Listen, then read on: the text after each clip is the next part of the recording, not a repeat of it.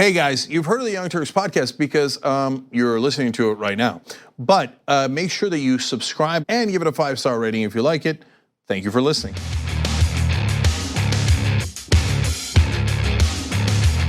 All right, welcome to the Young Turks. Cenk Uygur, J.R. Jackson, John Iadarola with you guys.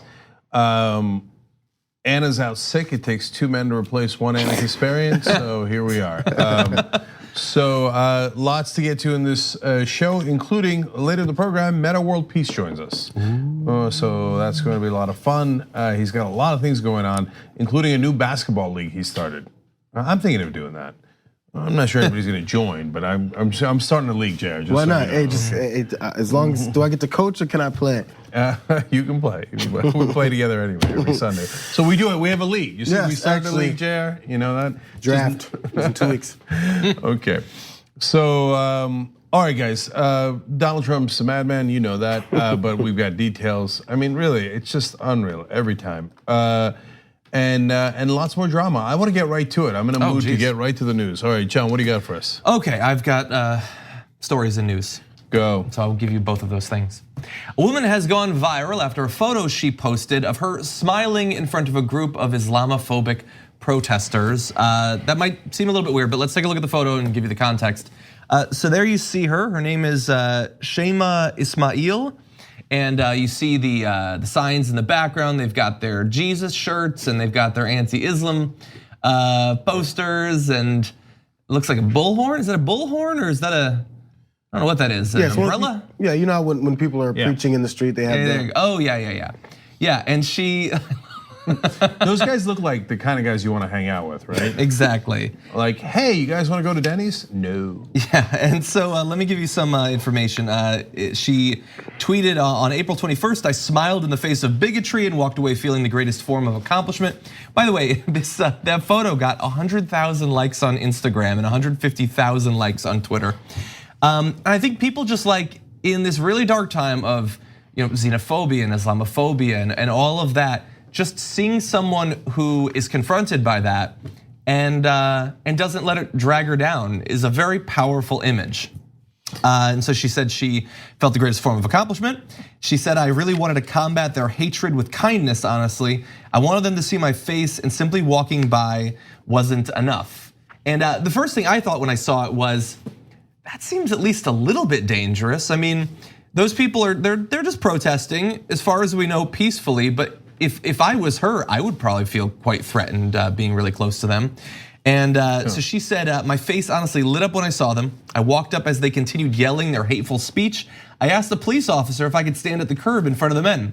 The officer said no, and in that moment, I felt like the biggest rebel." That's my favorite part. It's my favorite part. Yeah, and he was yelling silly things like "your face should be covered," and you know it's a cult when you're walking outside wearing pajamas. Wow, ooh, they got her, ladies and gentlemen. They got her. Okay, yeah, I mean that spirit is what makes everybody's day, right? We love that. But like fighting with a smile, right? So this is a fun story. It's a good story, feel good, etc. But those guys are crazy, and although I hear what you're saying, and she's brave for doing it, especially let's put it this way: I'm a big guy, right? So I'm not in danger. I am the danger. So we're gonna intimidate you. You wear pajamas or something? No, dude, man, don't make me make you wear pajamas. So I don't know what that means, but it means something. And so look, yeah, look, but it's easy for me to say. That's a very long way of saying it's easy for me to say I'm not intimidated by those guys. I find them to be clowns. I'm amused by the fact that they lead sad lives filled with fear and hatred, and they go home and they believe all these conspiracies like, oh my God, the Muslims are about to take over America. Should we save Nebraska or Oklahoma first, right? Like they're lunatics and they believe things that aren't remotely true. And that you know what she does for a living? She is a therapist who works with children on the autism spectrum. So, wow, what a danger, what a danger. But in their minds, like, oh no, she's coming for us. Oh my God, she's coming for us, right? Yeah. So I feel sad for them, but at the same time, since they're hateful people, like secretly amused that they lead crappy lives. So, okay, that's how I feel about it. But it's easier for me to say that. So for her to do that, I think was just not what I would have done, but really well played, way better played than what I would. Yeah, I picture that the person taking the picture possibly was someone that's with her, maybe is Jank-like, and is the danger. At least there's someone else there with her that's, there's some kind of help in case something goes. As she mentioned, there was a police officer there, but that's not always a safe situation for the person that's standing up against bigotry and hatred in our country either. So that isn't always the line of protection either. But when it comes to the way these guys are standing, if we see that picture again, and they're standing with their hands out like this and just looking like they're helpless because all that's left is these signs in their bullhorns, they look like children. It's folks that never made it past 8 years old. And maybe they weren't getting enough attention from their parents and they need to get attention from everyone else. Yeah. And a lot of times it's based on the anger that they had and build up from what they didn't get as a kid. So now what they're looking for is acceptance from each other. Now they're all collectively hating on anybody else they can together because now they're giving each other their credit, their worth now in life. And so sometimes you have to take people as just what they want is attention and give them the wrong kind of attention. Don't give them the attention they want. Oh man, see how she got mad and cussed us out and called us all these names and then started flailing her hands? Yeah, she's a crazy Muslim. That's what they wanted. Yeah. So when you make fun of them, make them look like clowns that they are, they definitely don't want that because they're just kids on the inside that are still looking for something. Exactly. Can you put up I was just thinking of something. Can you put up one of the photos? Because I'm familiar with the sorts of arguments those gentlemen are most likely giving. And what they're worried about is they're worried about America changing. They don't want it to look like her. They're worried that things are changing. If you had to choose of the two options, what future for America do you want? A smiling, happy, confident Muslim woman, or those fundamentally angry, broken men? And they're choosing to present that dichotomy to you. And I don't think they come out of it looking very good. Yeah, but John, the answer for a lot of Americans and almost everybody who watches Fox News is no brainer. Yeah. Angry, broken men, right? To them, the idea of America looking like a young, happy Muslim woman, I mean, it's an anathema to them. It's the worst thing you could possibly imagine. That's their dystopia. Like happy people from all different races and religions.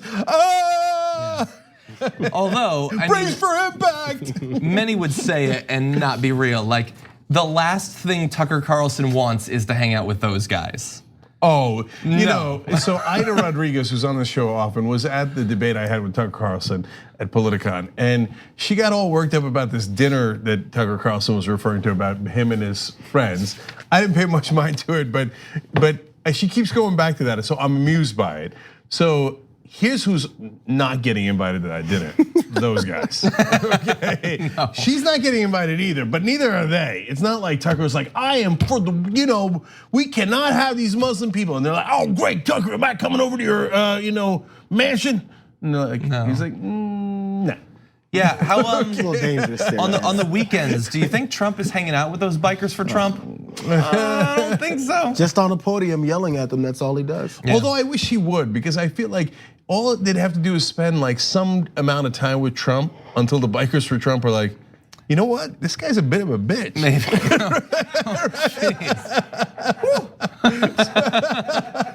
Like, nah, let's be bikers for someone else. Yeah. I just wanted to go to one more thing. If we could jump ahead to the last graphic for this, I just thought it was funny. It was tweeted out by Miss Nature in response to that. What I see in the corner of my room after watching a scary movie. Is there any chance he's also it? Yeah, but can you go back to that for 1 second? Because you gotta respect a guy who's terrifying and looks like you caught him in the middle of fly fishing. Like at the same exact time. Anyway, so great job by Shema Ismail. Yeah. So, look, here's the vision of America that I love, and I guarantee you the right wing will not love. Why don't we open up to more immigrants and say to the rest of the world, maybe even particularly places like Nigeria that have sent incredibly successful immigrants to America, disproportionately represented at Harvard and the top schools, Nigerian Americans are. And say, You know what? If you score, I'm gonna make up standards here, but you're gonna get the point. You score above a 1500 on the SATs. Look, you gotta learn English, you gotta take the SATs, and you gotta score or 95th percentile, 99th percentile, whatever the standard is. You're coming to America for free. You know why? We want the best of the best from all across the world. And then we have amazing Nigerians and Muslims and Asians and Indians and Hindus and Buddhists all come to America so that we can revitalize our economy and bring that energy and passion and the smartest people in the world to us. Now, if you really believe in the idea of America, you would love that idea. But if you're in that Tucker Carlson group, you think, you're gonna bring Asians and Latinos and Africans? But we're bringing the best of the best. I guarantee you they will find any excuse to be like, well, I mean, I didn't, but yeah, maybe not. So that's and if that's what America is, I know that it will freak out the people who hate change. They're like, well, I liked it when it was mainly white people and almost all Christian. But that's what's great about America is that we change, we adapt, we adopt, and that's why we are more successful than others. Because if you're just reliant on one race, one ethnicity, one religion, you have less ability to adapt. And adapting is what leads to success. Yeah. Why don't we take our first break? All right, yes, when we come back, the sad, sad loser, Donald Trump. Every day, he's got a new way of being pathetic. So another round of crying when we return. We need to talk about a relatively new show called the Republic, or UNFTR. As a Young Turks fan, you already know that the government, the media, and corporations are constantly peddling lies that serve the interests of the rich and powerful. But now there's a podcast dedicated to unraveling those lies, debunking the conventional wisdom. In each episode of the Republic, or UNFTR, the host delves into a different historical episode or topic that's generally misunderstood or purposely obfuscated by the so-called powers that be, featuring in-depth research, razor-sharp commentary, and just the right amount of vulgarity. The UNFTR podcast takes a sledgehammer to what you thought you knew about some of the nation's most sacred historical cows. But don't just take my word for it. The New York Times described UNFTR as consistently compelling and educational, aiming to challenge conventional wisdom and upend the historical narratives that were taught in school. For as the great philosopher Yoda once put it, you must unlearn what you have learned. And that's true whether you're in Jedi training or you're uprooting and exposing all the propaganda and disinformation you've been fed over the course of your lifetime. So search for UNFTR in your podcast app today and get ready to get informed, angered, and entertained all at the same time.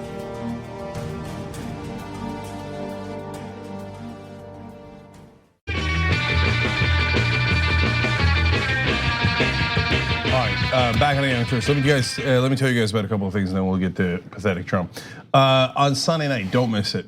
Game of Thrones review, and this one is for most of the marbles. Yes. Where it's episode 3, so not all the marbles, but the big war is coming. So me, John, Brett, and Ida are going to review the battle at Winterfell. So that was. This is the actual battle that's coming up in episode. How do we know it's coming in this episode? Oh, they previewed it and everybody and they said it. Oh, so, it's coming. Yeah, winter is not coming. It has now finally arrived. And so, I mean, really, for how many years now they've been saying it's 8 coming? years, I think. And finally, this episode, it finally gets there. Yes. And so we made predictions on who would die. 7 deaths is what I predicted. You can get that if you're a member. We do extra coverage for the members, which is predictions for next week. So tyt.com/join to become a member to get that prediction. So you can watch it ahead of time, our predictions, and then see if it comes true. But the review is for everyone, and it's free, and it's right after the episode. So come to tyt.com/live right after Game of Thrones is over, and we'll review it for you guys. And we have a ton of fun doing that. Okay, the other great thing is aspiration.com/tyt. Guys, we've been telling you about a lot of advantages that this has, but 2% interest rate that you can get on your the money that you deposit there. That's crazy. Other banks are offering 0.02%. On that alone, you're nuts not to do it. It's so, plus no ATM fees, plus you don't have to pay any fees, plus they give away money to charity, plus they keep your money in clean companies. But really, 2% interest rate. When my dad heard it, he's like, how I sign up? I sign up right away, okay? So go to aspiration.com/TYT, make that happen. Okay, just a couple comments from you guys. They're all quick and fun. Denise from the member section says about the bikers for Trump and how they would leave him. They totally would, she says. No biker I've ever met could stand even 5 minutes with that Cheeto 45. Yeah. Okay, but yes. The only thing I'll add, 100% right, there are still some hard bikers or whatever, but as a guy who rode motorcycles for many years, as a guy who literally owned a Harley Davidson, the vast majority of bikers are weekend warriors. They're just dentists who own a motorcycle. So the bikers for Trump have leather vests. That's true. That does not mean that they're badasses. I love how John is representing the soft biker community. That's not what I was intending by that, but I did ride for many years. Okay, Shrifty says, bikers for Bernie, now that would be cool. Then we go to Twitter and Old Punk 721 says, I know bikers, real bikers, and they can't stand him. Every last one is a Bernie supporter. Dang. Interesting, okay. So I imagine this like bikers for Trump versus bikers for Bernie standoff. I don't know how that gets resolved, maybe with a smiling Muslim woman, but, but I like the idea. She rides by in a Vespa and takes a picture as she goes through. That's not a bad idea. Yeah. All right, what's next, John? Okay, Trump is next. This week, Donald Trump met with the CEO of Twitter, and although there are a number of, I think, legitimate and serious concerns that people have about the way Twitter is being run, its protections for various groups, its effect on American politics, Donald Trump pretty much made the entire thing about himself. A large percentage of the meeting, which included senior White House officials such as Trump's social media director Dan Scavino, was spent addressing the subject of @RealDonaldTrump's follower count. The president stated his belief that he had lost some of his roughly 59 million followers in anti-Trump, anti-conservative Twitter purges, according to a source familiar with the meeting. Now, thankfully, in this case, the leader of Twitter was there to correct him, and Jack Dorsey had to explain to the president that, like other Twitter users, @RealDonaldTrump periodically loses followers when the site deletes fake or bot accounts. Dorsey even said he himself had lost followers as a result of Twitter's efforts to delete fake accounts. But I am gonna guess that Trump remained sure that he's being targeted. Yeah. That's the conservative thing. Dorsey yells fake accounts. Trump yells back fake news. Okay. So look, let's get to the heart of the story. The president is a child, and look, all the different things happening in the world. There's a humanitarian crisis in Yemen. In Myanmar, people are being driven out. You've got deaths in Afghanistan, we're going to report on a little bit later. You've got all the different problems in the country now. The farmers are being devastated by Donald Trump's tariffs. Wages are stagnant. This guy is spending his day, when he's the president of the United States of America and supposed to be looking out for 330 million Americans, bringing in the CEO of Twitter to yell at him. And it turns out, you know what his #1 complaint is?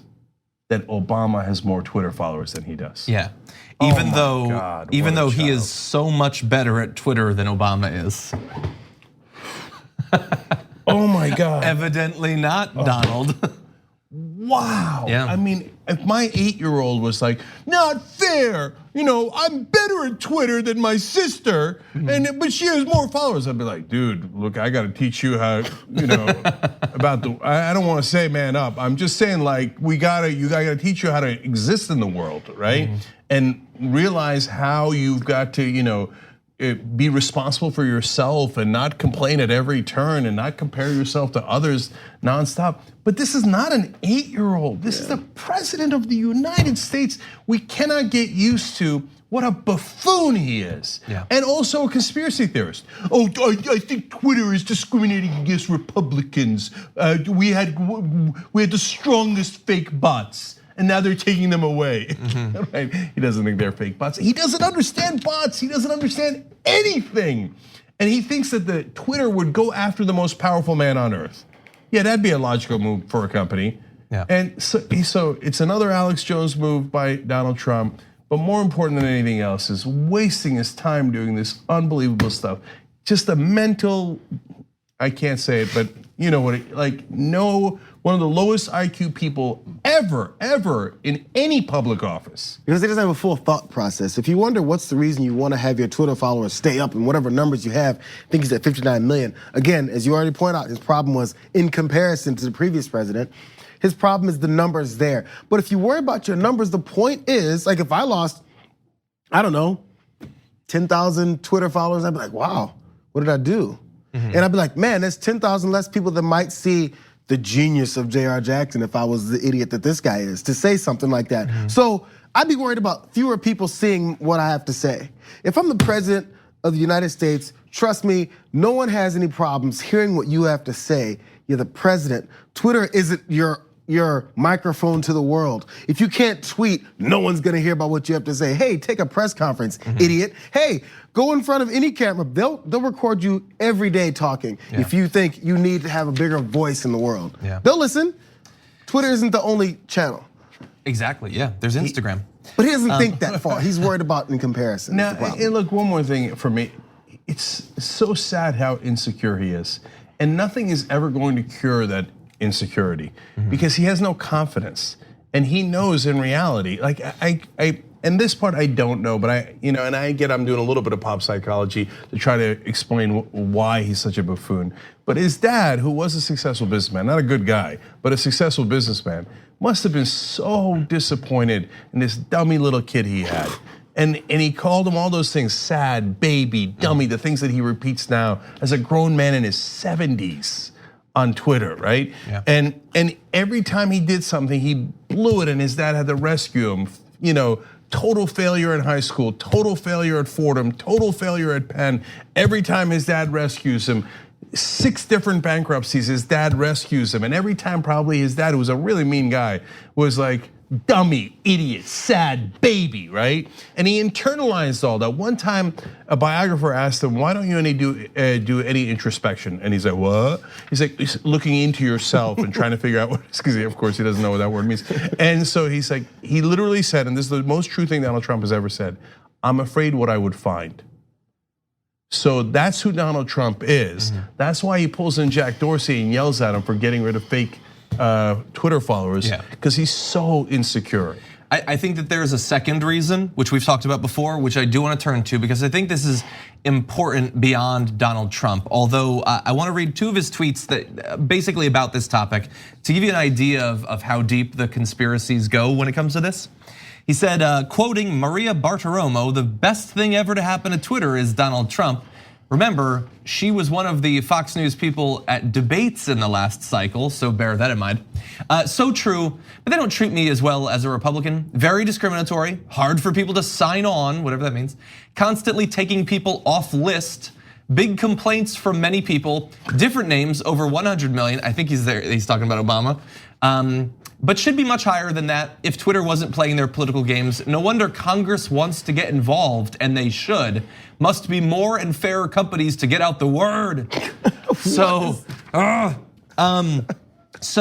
happened to like social media bootstraps? Just tweet interesting stuff and then people might follow you, but that's more difficult.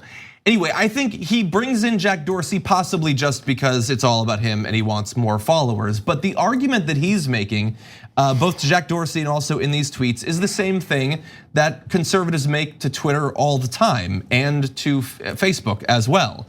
And what they want to do is whine, louder and louder and louder, never relenting, until just to get them off their backs. These social media companies don't like stop discriminating against them, they begin to advantage them. Yes. They get them involved in all of their programs, they give them preferential treatment, and even when they do that, it's still whining. Facebook has done that for a couple of years now, and still they're constantly whined at by the right, even though constant analysis shows that they get the same reach as anyone else and all of that. And it worked on Facebook, and now they want that on Twitter. They want protections, they want to get involved, and the way that they're gonna do that is by playing the victim card, the fake, false victim card, as often as is necessary. Any basketball fan knows about this, is whining to the refs. Phil Jackson was legendary at it. Now he does it a more sophisticated version. Trump does, right. So okay, but that Republicans as a party have been doing this for a long time. All they ever do is cry, and it's true, it works. You know what? Who Facebook put in charge of fact checking, etc. Nothing but Republicans. John Kyle is heading one of the most important projects at Facebook to do fact checking. John Kyle is a massively right-wing Republican former senator from Arizona. The other day, I heard the Daily Caller, a total fake news operation. Their job is to do propaganda, not news. They're not at all related to news. And the Daily Caller is somehow helping to do fact checking at Facebook. My God, what? And look, most of Facebook's board is Republicans. And so, but they still cry. And so then Facebook goes, okay, let me bring in another Republican. That wasn't good enough, now Republican propaganda. And now, okay, let's do this and let's do that. And they pile on and pile on, pile on. One day I want somebody to walk up and actually say the truth to these guys, stand up to them and say, when Trump says, oh my God, pick an outlet. YouTube's discriminating against me. And they do this all the time. The right wing does. Oh, Young Turks, they're so big on YouTube. Look, you have a right to speech, which YouTube gives you. You don't have a right to be popular. And so they're constantly crying about, oh, we don't get enough views. Why aren't we as popular as the Young Turks?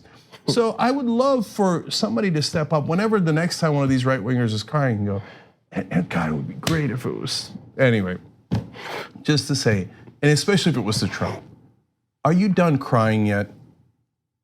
God, that would be so powerful. But of course they can't, because they're all afraid of Republican temper tantrums. Yeah. And what is the result of that? And that's why this story is important, because Twitter is part of the media, the press. So the Republicans threaten to use their power to attack the press, the government attacking the press, doing a core First Amendment violation. They say, oh, we'll do that. We'll call you in front of Congress, we'll yell at you, we'll take away tax advantages. Trump threatened that with the Washington Post. We'll do X, Y, and Z. We will punish you if you do not give us an unfair advantage. I'm so tired of their crying. And the last thing I want to say is, I mean, obviously, like concerns over whether they're advantaging one side of a political debate and all that is important by itself. But I very much think that this strategy has potentially life and death consequences. Donald Trump has violated the terms of service of Twitter multiple times, but he will never be taken off of Twitter because Twitter is too scared of what would happen if they were to do that, even though his tweets on multiple occasions have materially increased the chance that certain politicians in America will be assassinated. Maxine Waters got death threats as soon as he targeted her on Twitter. The same thing happened with Ilhan Omar. Cesar Sayoc sent pipe bombs to all the targets that Trump continually tweets about. A lieutenant in the Coast Guard wanted to start some sort of race war by shooting up a bunch of the politicians, again, that Donald Trump, and almost exclusively Donald Trump, in some cases, like with Blumenthal, talk about. And so he gets that platform. He will never be silenced on that platform, even if it means that you might have to lose a couple of congressmen along the way. Trump can only do things like this from the support he gets. So, it's one of those questions. You can't ask Trump about it because we know what blabber is gonna come out of his mouth. Ask the people who support him. Ask the elected officials, Republicans who continue to act like none of this is happening. It's why all that stuff he gets away with, because we act like it just didn't happen because other people in some level of power don't do anything about it. So anytime Mitch McConnell stands in front and has one of his press conferences, ask him, do you approve of the president calling in the CEO of Twitter to talk about followers when he's concerned about the border, when he's concerned about North Korea, possibly anymore, forgot about those guys. When he's concerned about Iran, the Iran deal, when he's concerned about infrastructure, when he's concerned about healthcare, because, hey, the president said you guys are gonna be the party of healthcare. When he brought in the CEO of Twitter to complain about followers, where does that get your party to become the party of healthcare? Can you answer the question, Mitch? Can you tell us? Because you're the one who's supporting him. You're the one who we're gonna talk about later, said you're gonna back him up at every turn to make sure nothing else happens except for what he wants to happen. He wants to talk about Twitter. Do you support him? Yeah, imagine if Obama had brought in the head of Twitter to complain that he didn't have enough followers. Fox News would go, no, I can't believe he's wasting the president time on this. I can't believe it. I think it would have been MySpace at that time, but yeah. Look, we got a graphic from Fox News of their complaints of Obama, okay? They wound up criticizing him because he puts mustard on his hamburgers, and they called him President Poupon. Now, imagine if the shoe was on the other foot and he spent every single day crying and deeply insecure and wasting everybody's time as senior advisors of the White House to yell at Twitter for not having enough followers. Yeah. So look, for the MAGA guys, I got a question for you. Are you proud that the president that you support cries all day long? Does that make you feel a surge of pride like, my president cries better than anyone else does? And to Donald Trump, I have a question. Are you ever going to stop crying? Let's turn to something slightly different.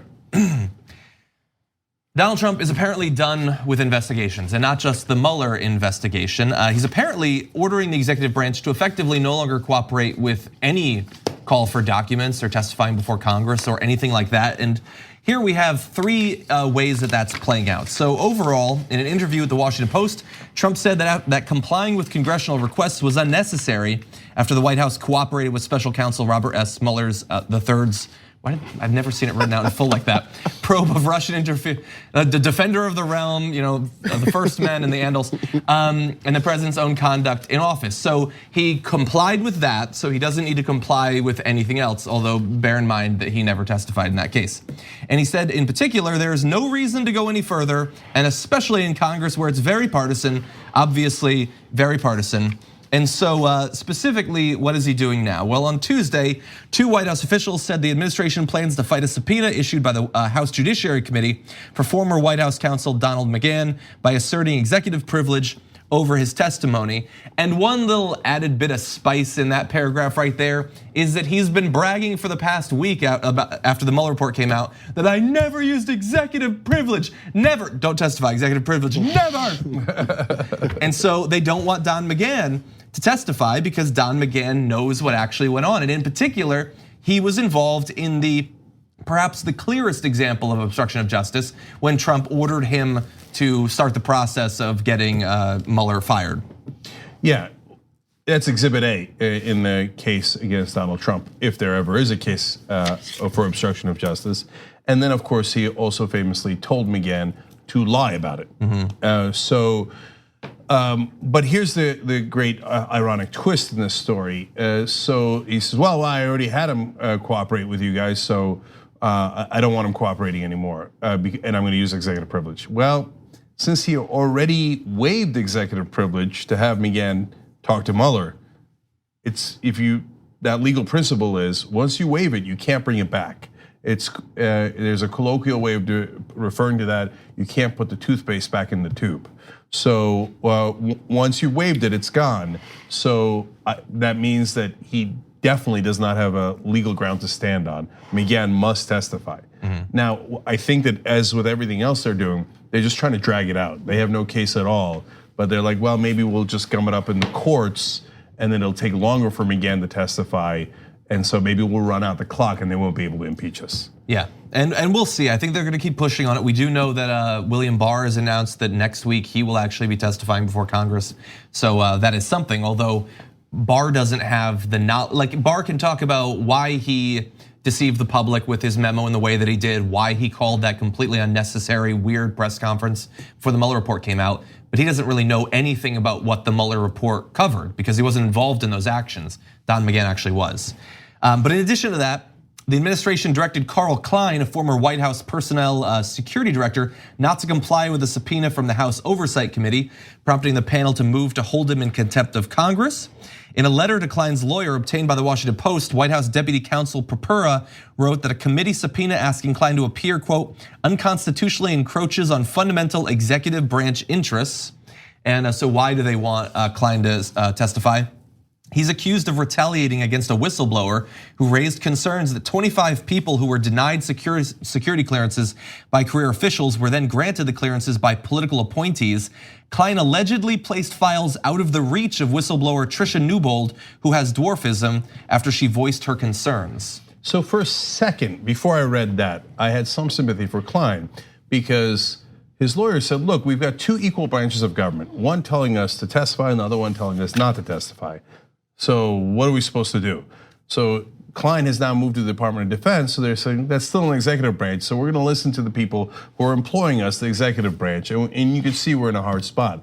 And I thought, well, I don't agree with the Trump administration, but that's an interesting point that Klein's attorney is making. Then I read what John just read to you, and I thought, I have no sympathy for Klein ever about anything. The administration is filled with monsters. Who does that? Who's like, oh yeah, you want to be a whistleblower? I'm not even going to imitate it, but I mean, it's ridiculous. Yeah. I mean, it's just God. They're such terrible people. The only way you can work for someone and do the things that he's telling you to do, you kind of have to be a bad person yourself, because it'd be the first day if you happen, maybe you didn't vote for Trump and you happen to be still working within the canals of government. And then he says, do this from me. And you say, wait a second, I've been here for a while. That doesn't make any sense. I have to either do something about this or leave. I can't connect myself to this. We talk about it's an everyday thing. When you're a kid, your mom says at 7, hey, don't hang around the kids that are doing any bad stuff. You're gonna be connected to them too. That's basic. So when you decide to align yourself with someone who's doing these types of things, you've already said, I'm okay with that now. So the sympathy definitely doesn't reach that point. And also we see this pattern. We talk about the lawlessness of Trump. And when he told the border agents, hey, when there's asylum seekers coming, just tell them there's no room. And when that comes down on you, or just forget about it, I'll take care of it, whatever that means. And then their superiors told him, hey, if you do it, it's on you and you alone. Yeah. He just has a pattern of telling people to break the law for him and him only, because he can do nothing about it or something about it, and he'll figure it out later. And he never does actually help them. It's the same thing from the rallies. Hey, punch that guy and I'm sure I'll pay your legal bills. How many legal bills did he pay? He doesn't pay his catering bills, let alone his legal bills. So Representative Elijah Cummings put out a statement about the Klein incident, saying the White House and Mr. Klein now stand in open defiance of a duly authorized congressional subpoena with no assertion of any privilege of any kind by President Trump.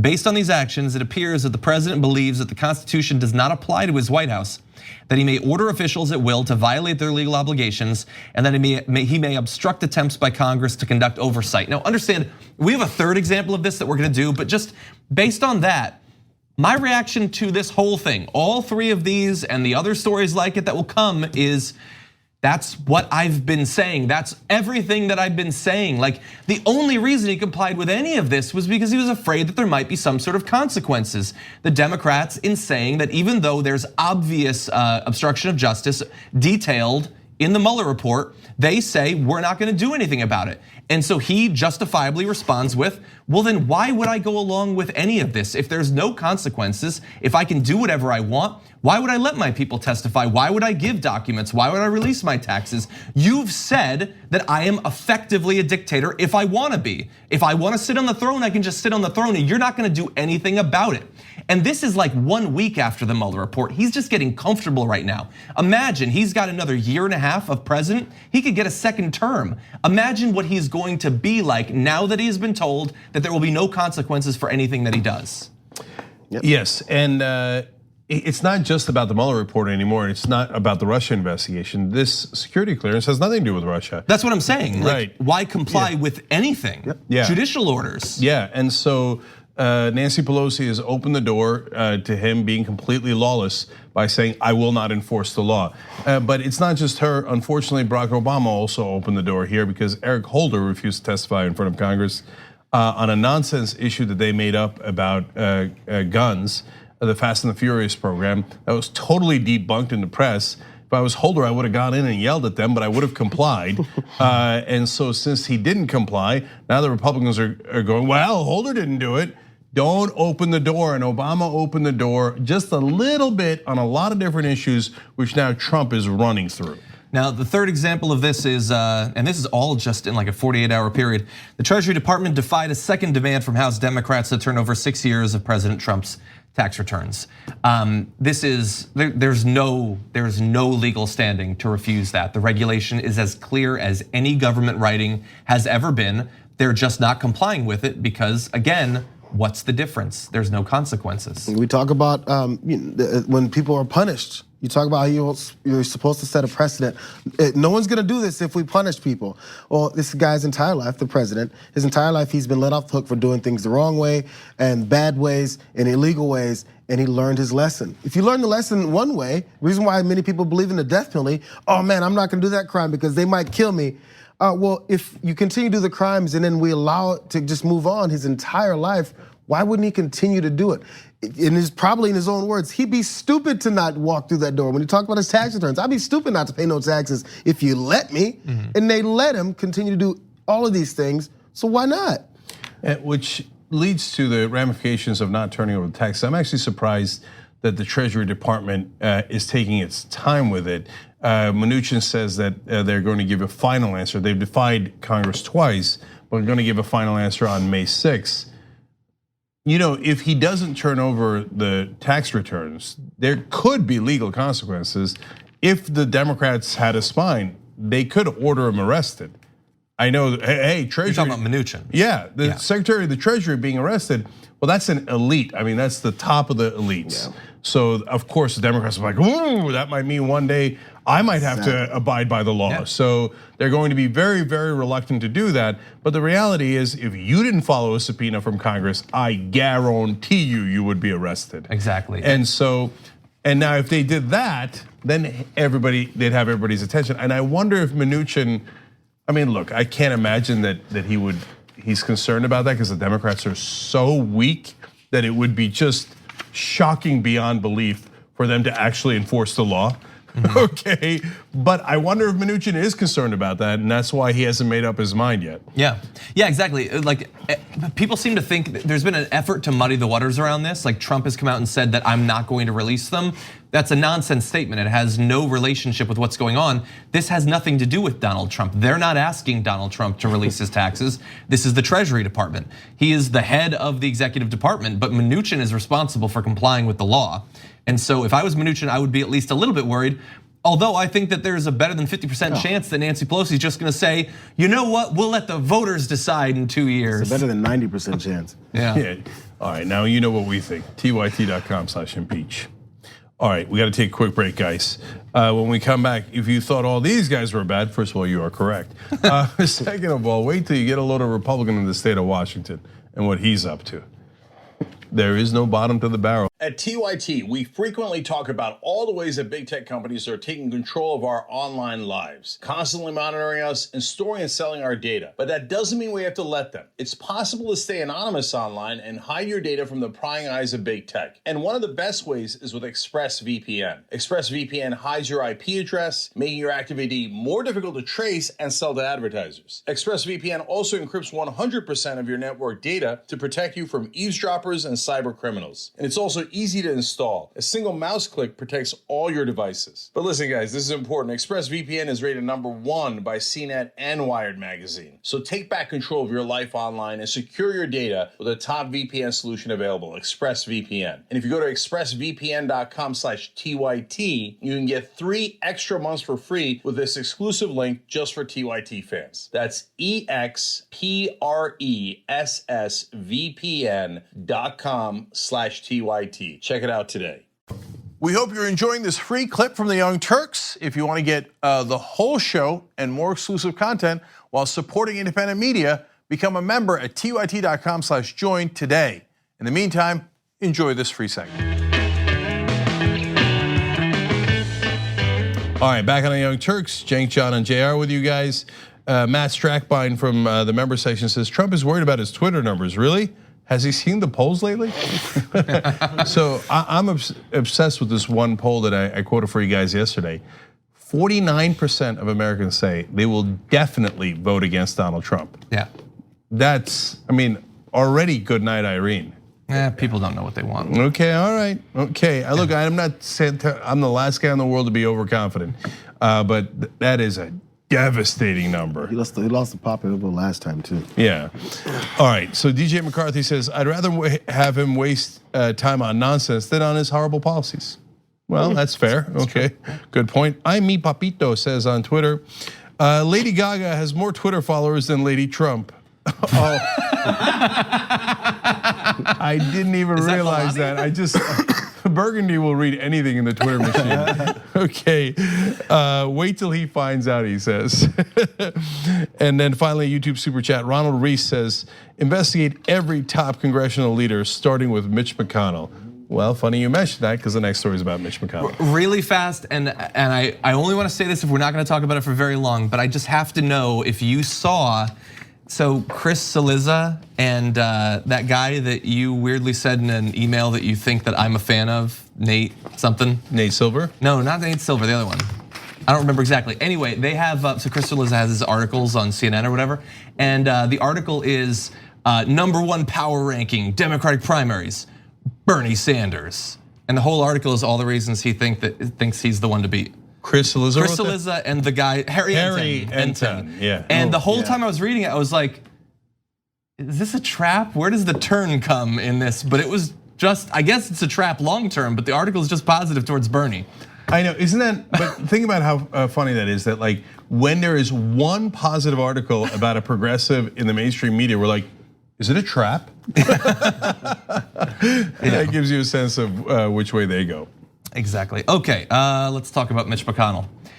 Perhaps fearing a progressive president coming out of the 2020 election, Mitch McConnell is apparently gearing up to once again stop anything from getting through the Senate. We have a video of him talking about his plans right here. So what I want you to know is this isn't just some, young woman from New York who just got elected to Congress. It's much broader than that. So I think we're going to have a debate next year about what America ought to be like. And stay tuned, because all of us collectively are going to determine which direction we're going to take next year. If I'm still the majority leader of the Senate after next year, none of those things are going to pass the Senate. They won't even be voted on. So think of me as the Grim Reaper.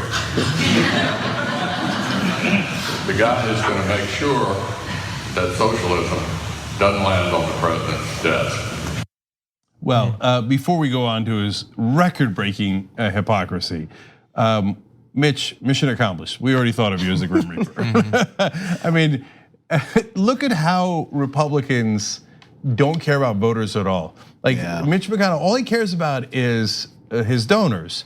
Because which politician in their right mind would tell their voters, think of me as the Grim Reaper? Yeah.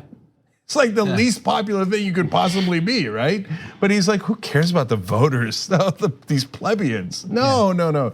Hey, Koch brothers, right here. I'm gonna stop all things that might help average Americans. Medicare for all, Green New Deal. Hey, health insurance companies, I'm the Grim Reaper. Give me money, give me money, give me money. It is brazen. Yeah, even if the Democrats yet again win another election, I mean, you have to go back quite a while to have them losing the popular vote. Just presidential election after presidential election, they just won the midterm. So if you take control of the House in the midterms, then you get the president of your party the next time still. No, don't care, not interested in what the people are obviously looking for. I'm gonna continue to obstruct.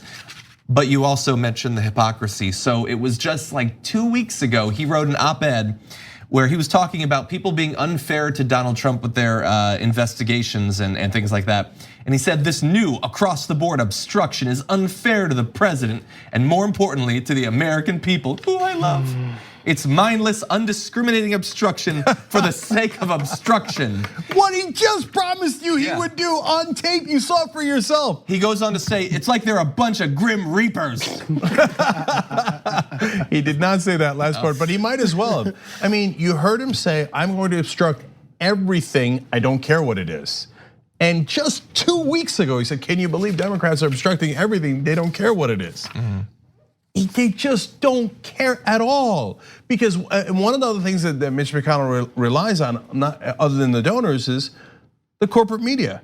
He's like, I'm just gonna go to Washington. I'm a respected member of the establishment, and I'm a Republican, so I'll cry and I'll whine and I'll yell and I'll intimidate, and I'll tell the media, you better call it 50-50. Even though I broke the record on filibusters when Obama was president, and I blocked a Supreme Court justice for over a year, unheard of in American history. Then I'm gonna blame Democrats for doing something a lot less, and then I'm gonna do even worse if another Democrat's gonna, but you must call it 50-50. And the media in mass goes, yes, sir, absolutely, sir, 50-50. We can't tell, sir, who's doing the obstruction. You just told us that you will block every single bill under a Democratic president and that your nickname should be Grim Reaper, but I can't tell who's doing the obstruction. I'm gonna call it 50-50. It's not the first time. It's just the way it works. So remember at the CNN town halls with Bernie, these last ones, they had the marathon of town halls. And Bernie Sanders came out and was talking about allowing people from prison to vote, and even the Boston bomber. And they said, oh, aren't you giving your opponents a political ad for you right now? And he said, I don't care. I'm not sure when we're gonna figure out that they're consistently giving political ads. Hey, Donald Trump comes up with nicknames. He has war room meetings about how can I come up with nicknames for my political opponents, because that gets everybody jazzed up. This guy gave you a nickname for him. Call him the Grim Reaper every time. Nancy Pelosi and Chuck Schumer, every time they mention him, call him the Grim Reaper. The self-proclaimed Grim Reaper of the Senate, Mitch McConnell says this: Grim Reaper, Grim Reaper, Grim Reaper. I'm not making up childish names. He did it himself. In the next ad, there should be a dark cloud that comes over him, and he's got a black hood on his head. The Grim Reaper, Mitch McConnell. The entire election. If I'm here, I will be the Grim Reaper. So say, do you want the Grim Reaper? Party of healthcare? Are you about to die? Here comes the Grim Reaper. It's too easy. He keeps giving you ammunition and you won't take it. I'd like to hear I'm the Grim Reaper and I approve this message. Yeah, well, look, let me tell you, what JR said there is super powerful and better than what I was gonna say. So if the Democrats were strong, they would beat Mitch McConnell easily. So I was gonna say that one of the things he's opposed to and says that he will never allow a vote on is a $15 minimum wage. So he's saying, I'm the Grim Reaper of your wages. I will never let you let them raise your wages in Kentucky. And you run that ad and people are gonna be mad. But Jared's right, and it's worse. If we don't have healthcare as a right in this country, and that's the current state we were in right now. 28 million people don't have health insurance in this country. If your kid gets cancer, it's a death sentence from the Grim Reaper. He says too much. I'm sorry, John. Trump says we're the party of healthcare. Mitch McConnell comes and says, please stop saying it because we don't have a plan. All of that is documented. We know it happened.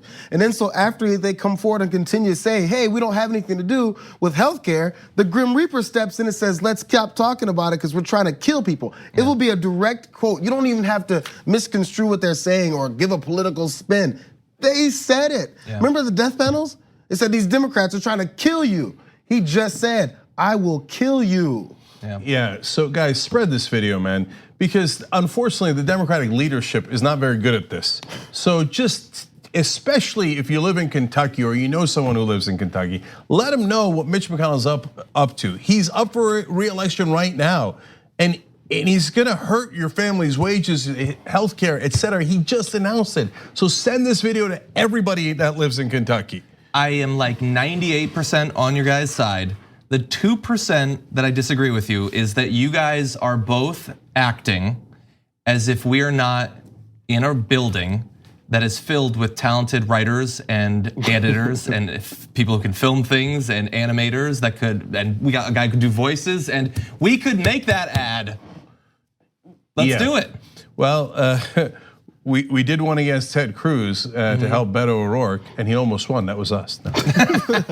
Okay. He was polling at 3 points for that. No, I do want to say one last thing. The Republicans think that calling things socialist is going to work, and they're so cocky and confident about that. Oh, we're not going to have socialism in America. I think they're in for a rude awakening. It's a trap. So come closer. Come here, right? Because at some point we're going to have a national conversation about what does socialism mean. It's actually stunning that it hasn't happened yet. And I blame, of course, everyone in the media because they just keep using the word without ever defining it. Do you mean Venezuela or do you mean Norway? What do you mean socialist, right? And so it's absolutely journalistic malpractice not to define it. But I also partly blame Bernie Sanders and some of the other folks who call themselves democratic socialists. You got to get out there and tell people what you mean. So, but look, there's still plenty of time, and there's a long time between now and the election, and we're gonna have that national conversation. And when people find out that what it means is you get healthcare and you don't have to pay premiums, and your wages go up, and you get maternity care, they're gonna be like, well, that's socialism? And by the way, the cops, the fire department, and the military are all part of socialism. government runs those programs. That's what socialism is. So it's in reality, of course, a mixed economy. We have one, Norway has one, etc. Right? But when you have that conversation, people are gonna go, that sounds pretty good, right? So Mitch McConnell, come and see. I love that you take as your catchphrase Ramsey Bolton. Well, if he could be Grim Reaper. Yeah, that's true. That's true. I think you found something. Oh my God. Oh man, that's scary. And I approve this message. All right. Okay. Oh no, we gotta go. Okay. That took me by surprise. All right, we got a lot of interesting stories left for you guys, including the one I've been promising you guys about, the insane Republican. If you thought Trump was bad, McConnell was bad, wait till you get a load of the Republican from the state of Washington and what he's up to. So we'll be right back. Thanks for listening to the full episode of The Young Turks. Support our work, listen ad-free, access members-only bonus content, and more by subscribing to Apple Podcasts at apple.co/TYT. I'm your host, Cenk Uygur, and I'll see you soon.